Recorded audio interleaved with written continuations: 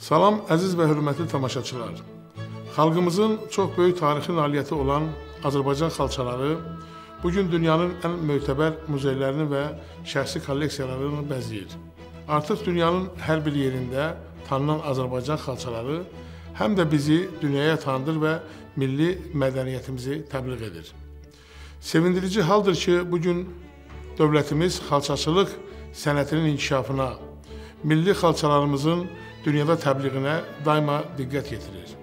Artıq bu istiqamətdə mükəmməl hüquqi baza yaradılmışdır. Qürurla deyə bilərik ki, aparılan ardıcıl işlər nəticəsində Azərbaycan xalçası UNESCO-nun qeyri-maddi mədəni irs siyahısına daxil edilmişdir. Ümid edirik ki, hazırda izlədiyiniz Azərbaycan xalçaları televiziya layihəsi də görülən işlərə dəyərli töhfə olacaqdır.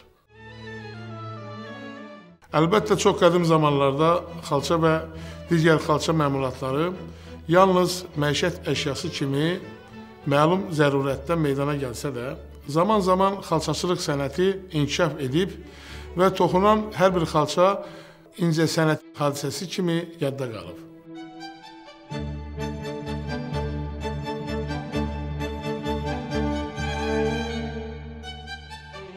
Bugün əlimizdə olan istənilən antik xalça məmulatına diqqət yetirsək, onun xalqın dünya görüşünü, həyat fəlsəfəsini əks etdirən sənət əsəri olduğunu görərik. Xalçaçılığın sənət səviyyəsinə ucalması, əlbəttə ki, nəsildən nəsilə ötürülən sənətkarlıq ənənələri və hər bir dövrün yetişdirdiyi istedadlı xalçaçı sənətkarların əməyi sayəsində baş tutmuşdur. Azərbaycanda xalçaçılıq üçün tələb olunan bütün şərtlərin olması, xalçaçılığın məhz bu coğrafi ərazidə yaranması və inkişafı üçün əlverişli zəmin olmuşdur.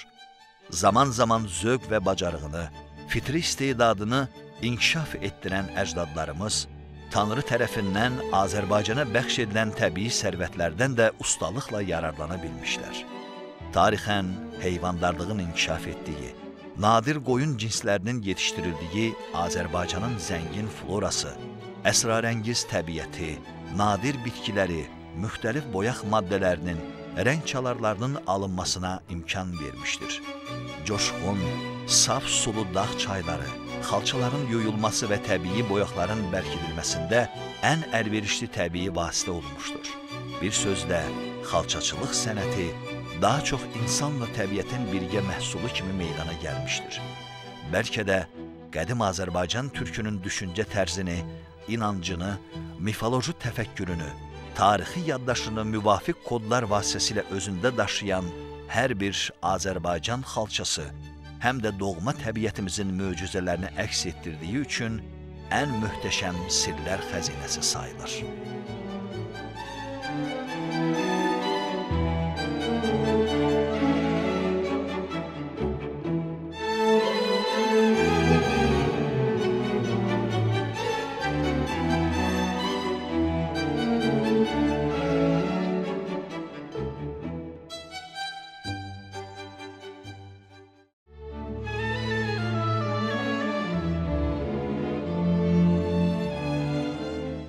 Zəngin sənət abidəsi olan Azərbaycan xalçası təbii tarixi şəraitə uyğun olaraq müəyyən regional xüsusiyyətlərə də malikdir.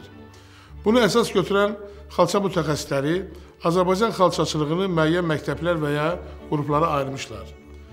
Ancaq yaxın vaxtlara qədər hesab olunurdu ki, Azərbaycan xalçası 7 qrupdan, yəni Bakı, Quba, Şirvan, Gəncə, Qazax, Qarabağ və Təbriz məktəblərindən ibarətdir. Apardığımız tədqiqatlar nəticəsində belə məlum oldu ki, əslində Milli Xalçaçılıq Məktəbi 7 deyil, 9 qrupa bölünməlidir. Azərbaycanın tarixi coğrafi ərazisi olan İrəvanda və Naxçıvanda toxunan xalçaların kifayət qədər özünə məxsus cəhətlərə malik olması bizə bu qənaətə gəlməyə əsas verdi. Azərbaycan xalçalarının İrəvan qrupu üzrə apardığımız tədqiqatlar göstərdi ki, ermənilər bu bölgədə yerləşən tarix və mədəniyyət abidələrimizlə birgə xalçalarımızı uzun tarixi inkişaf boyunca Azərbaycanlıların yaratdığı xalça çeşidlərini də mənimsəməyə çalışmışlar. Fikrimizi təsdiq etmək üçün bəlkə də çoxlarına məlum olmayan bir faktı söyləmək istərdim. Sovet dövründə Ermənistanda fəaliyyət göstərən Ayqor Xalça Birliyinin toxuculara təqdim etdiyi bütün çeşinlər Azərbaycan xalçalarına məxsusdur. Bu barədə daha ətraflı növbəti sujetimizdən izləyə bilərsiniz.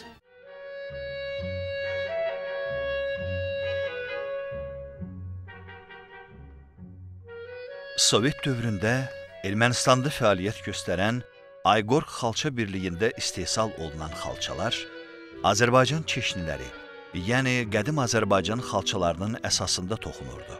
Ayqor Xalça Birliyinin sifarişi ilə rəssamlar Azərbaycan xalçalarına məxsus naxış, simvol və elementlər əsasında çeşnilər çəkir, yığma bir xalça modeli hazırlayır, onlara erməni adları qoyurdular.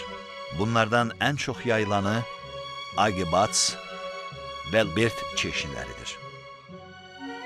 Bundan başqa erməni işbazlar bu xalçaları özününkiləşdirmək məqsədi ilə çeşnilərin üzərinə erməni hərfləri əlavə edirdilər.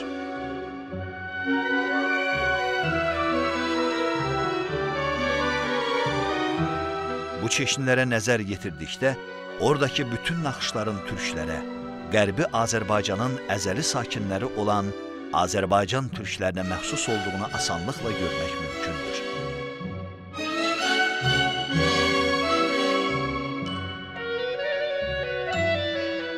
Lori adlandırılan xalça Azərbaycanın Şirvan,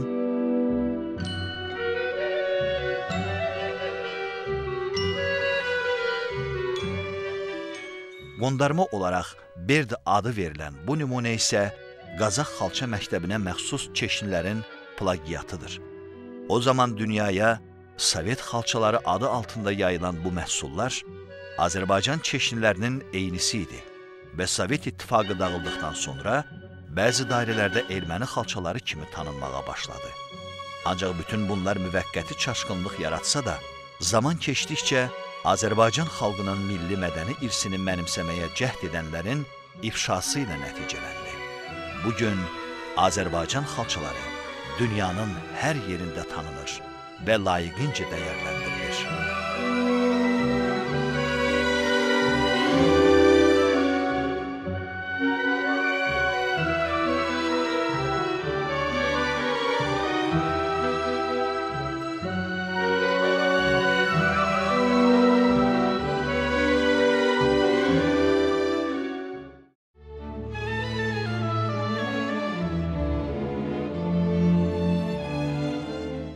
Sujetdən də gördüyünüz kimi, qədim Azərbaycan torpaqları hesabına özlərinə vətən yaradan bədnam qonşularımız hələ də Azərbaycana məxsus maddi və qeyri-maddi mədəni irsi mənimsəməklə özlərinin dünyaya qədim xalq kimi qələmə verməyə cəhd edirlər.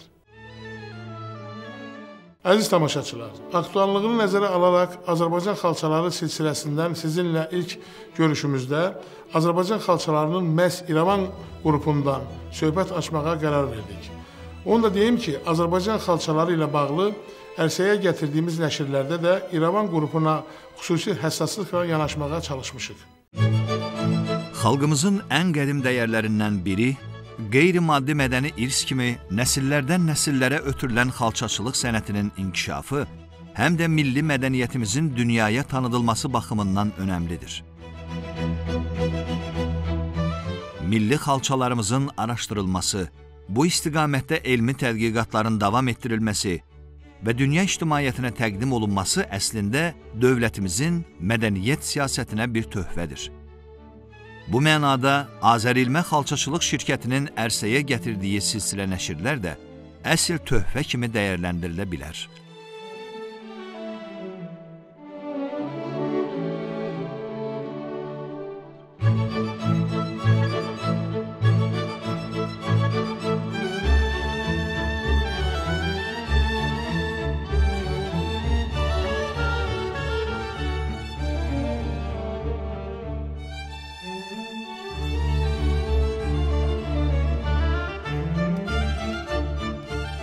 Bu yaxınlarda Azərilmə Xalçaçılıq şirkətinin Azərbaycan xalçaları bütün məktəbləri ilə adlı layihəsi çərçivəsində Azərbaycan xalçaları İrəvan qrupu kitabı işıq üzü görüb. Nəfis tərtibatlı nəşrdə Azərbaycanın tarixi torpaqları olan Qərbi Azərbaycanın tarixinə nəzər salınır, zəngin mədəni irsi, xalçaçılıq ənənələri tədqiq edilir. Professor Vidadi Muradovun müəllifliyi ilə ərsəyə gələn kitabda İrəvan qrupuna aid xalça məmulatlarının xüsusiyyətlərindən bəhs olunur. Oxucuların bu sənət nümunələri haqqında tam təsəvvür əldə etmələri üçün nadir xalçaların təsvirləri verilir.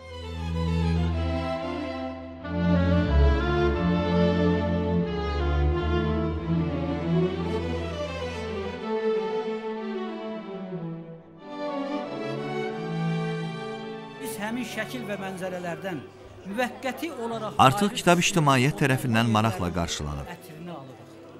İrəvan qrupu xalçalarına həsr olunmuş bu çox unikal kitab bir sıra yönləri ilə tamamilə orijinal bir əsər olub, öz xarici görkəmi və gözəlliyi ilə də təkrarsız bir monoqrafiyadır.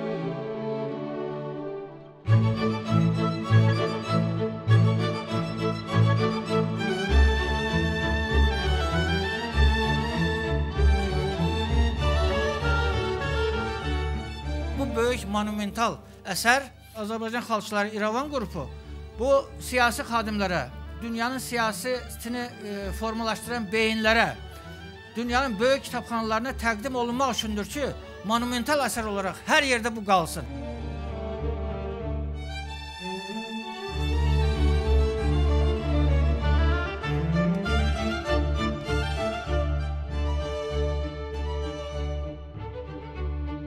Azərbaycan, Rus, İngilis, Fransız və Alman dillərində çap olunan kitab, həmçinin dünyanın 103 ölkəsinin nüfuzlu muzey və kitabxanalarına paylanılıb.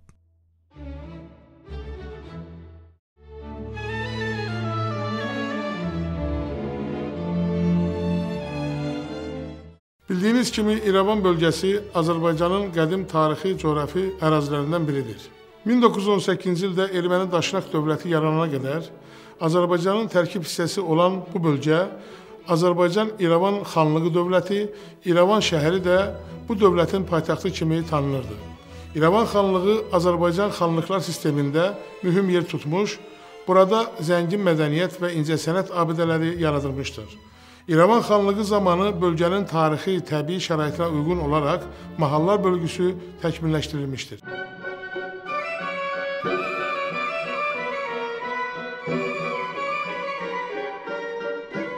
İrəvan bölgəsinin Azərbaycanın qədim xalçaçılıq mərkəzlərindən olması tarixi abidələrdə də əksini tapmışdır. Sisyan mahalının Urud kəndindəki 15-16-cı əsrlərə aid daş sənduqə üzərində xalçaçılığa dair alətlərin həkk edilməsi buna əyani sübutdur.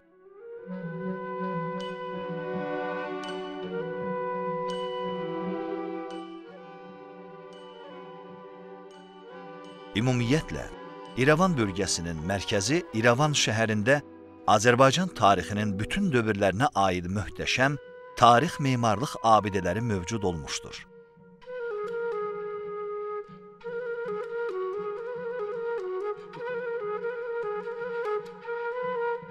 Bu abidələr zaman-zaman əcnəbi səyyahların və rəssamların əsərlərində də öz əksini tapmışdır.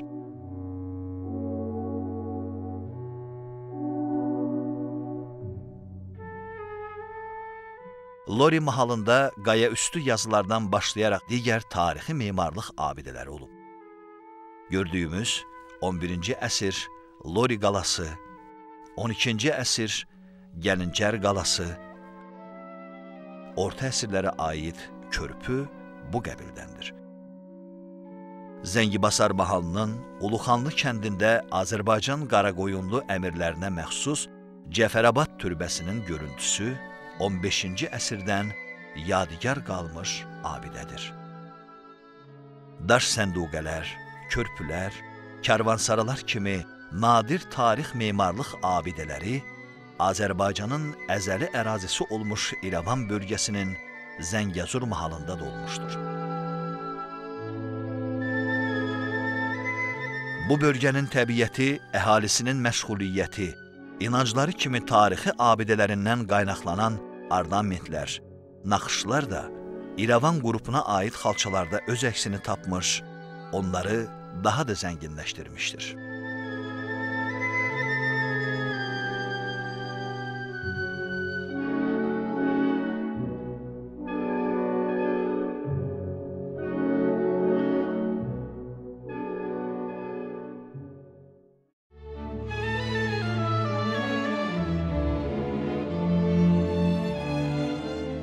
Əziz tamaşaçılar, İrəvan xalçaları haqqında daha ətraflı məlumata malik olmaq üçün bir xovlu və bir ədəd də xovsuz xalça üzərində söhbətimizi davam etdirək.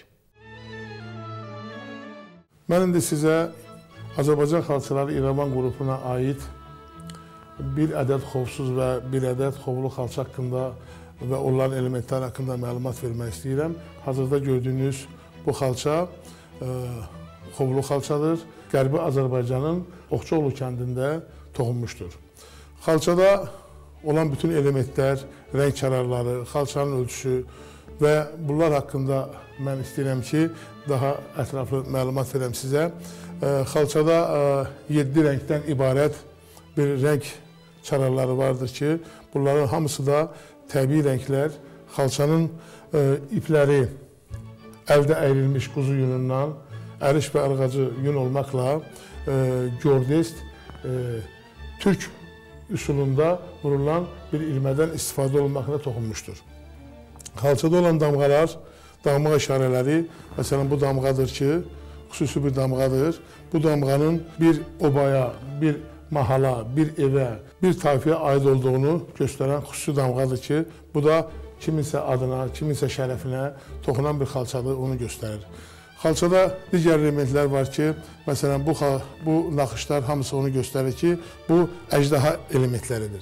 Xalçada əjdaha elementlərinin olmasının mənası onu göstərir ki, əjdaha hava və suyun sahibi olan mifoloji bir varlıqdır. Gücü və müdafiəni ifadə edər. Digər bir element haqqında bu gördüyümüz naxışlar duvalardır. Üçüncü formalı dua işarələri bəlalardan yenə də bəd nəzərdən qorunmasını göstərir. Xalçada olan quş motivi, müqəddəsliyi, həsrəti, intizarı ifadə edən bir elementdir. Başqa bir heyvan elementi ki var burada, gücü ifadə edər. Hansı heyvan xalça üzərində toxunulsa, onun təsviri varsa, o heyvandan qorunmağı və ondan yararlanmağı ifadə edər. Ümumiyyətlə, bunlar, bu xalçada olan bütün naxışlar, hər birinin haqqında açıqlaması və bunlar onu göstərir ki, xalçanı toxuyankən xalçaçı ilk növbədə xalçaya bəd nəzərdən qorunmağı, o bəd gözlərin xalçaya təsiri, bu da bir inanclardan gələn bir, keçmişdə yaranmış bir adət vardır ki, hər bir şeyi bəd nəzər dağıda bilər, poza bilər. Bu yaratdığı işi ona görə də xalçaların toxuyarkən üzərində at nalı, pişik tükü və yaxud da göz muncuğu vurardılar ki, və də xalçanı toxuyub qutaran günü xalçanın üzərinə bir örtük salarmışlar ki, gecə xalçaya kənardan bir təsir olmasın, başqa bir göz baxmasın ki, xalçamız dəzgahda dağıla bilər, tökülə bilər və yaxud da ki, o elə bir nəzər salarlar ki, o xalçanın toxuyan şəxs xəstələnə bilər. Bütün xalçanın ətrafında, haşiyələrdən, kənarlarda olan bu elementlər göstərir ki, onlar hamısı yəni bəd gözlərdən bu xalçanı qorusun. Ona görə də əldə toxunan xalçaların, Azərbaycan xalçalarının xüsusi özəlliklərindən biri budur ki, ən əsası yanı, hər bir evdə Azərbaycan xalçasının biri olsa, o evi bəd nəzərlər həmişə qoruyar. Əslində, haqqında eşitdiyiniz bu işarələr və naxışları bu və ya digər formada qədim Azərbaycan xalçalarının hər birində görmək mümkündür. Elmi araşdırmaların nəticəsi onu göstərir ki, bu elementlərin əksəriyyəti gözdən, bədnəzərdən, şər qüvvələrdən, təbii fəlakətlərdən qorunmaq məqsədi ilə xalçaçılar tərəfindən işlədilmişdir. Bu da o deməkdir ki, Azərbaycan xalqı özünü, ailəsini, nəslini, var dövlətini qorumaq istəyi ilə bu inanclara güvənmişdir. Bu xalçaların ən böyük möcüzəsi və sirri ondadır ki, sadə xalçaçı qadın bu elementləri, naxış və çeşniləri toxuduğu xalçada yüksək dəqiqliklə, simmetrik şəkildə əks etdirə bilmişdir.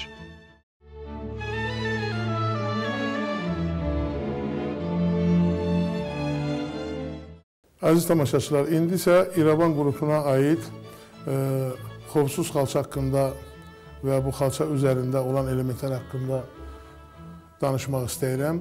Bu xalça xovsuz xalça texnologiyasına aid toxunan bir zilidir.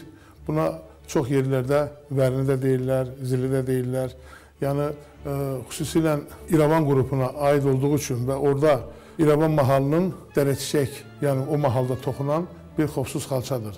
Bu zilinin yerliyi qara rəngli və üzərindəki elementlər çox İrəvan xalçaçılıq tarixinin, yəni çox qədim olmasını, bu xüsusi bir nadir sənət incisi olduğunu bu xalça üzərində biz bunu görmüş oluruq. Burada xüsusilə bu ulduz elementi var ki, xalçanın üzərində.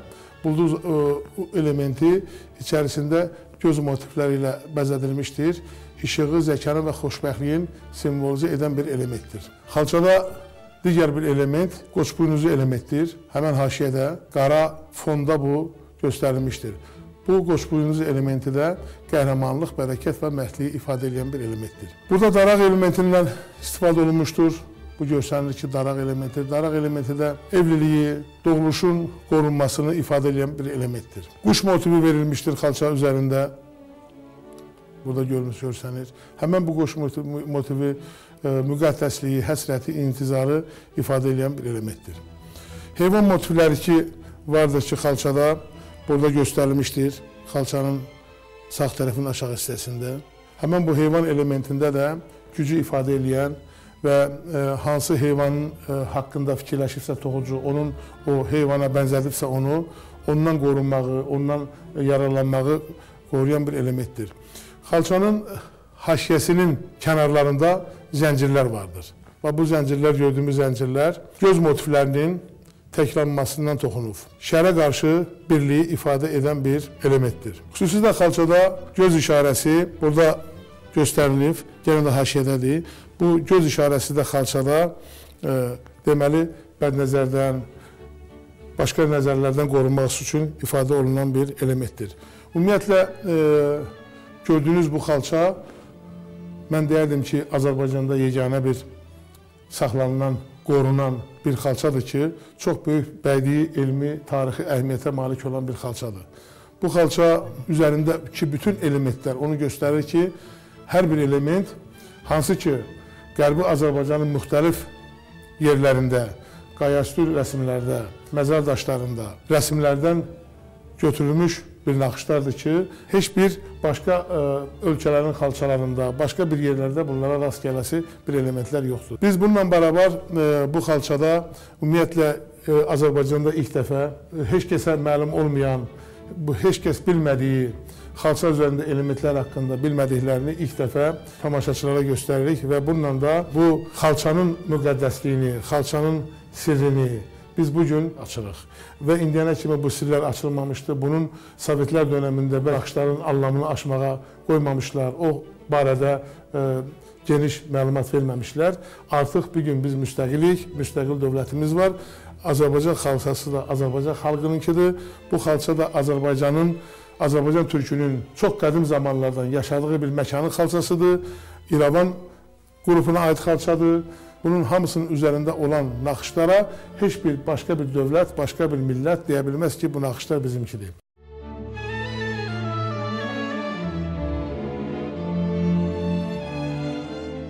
Əziz və hörmətli tamaşaçılar, bugünkü verilişimizdə biz sizə Azərbaycan xalçalarının İrəvan qrupu haqqında geniş məlumat verməyə, milli xalçalarımızın sirlərinə işıq salmağa çalışdıq. Növbəti verilişlərimizdə Azərbaycan xalçalarının digər qrupları haqqında daha ətraflı söhbət açacağıq.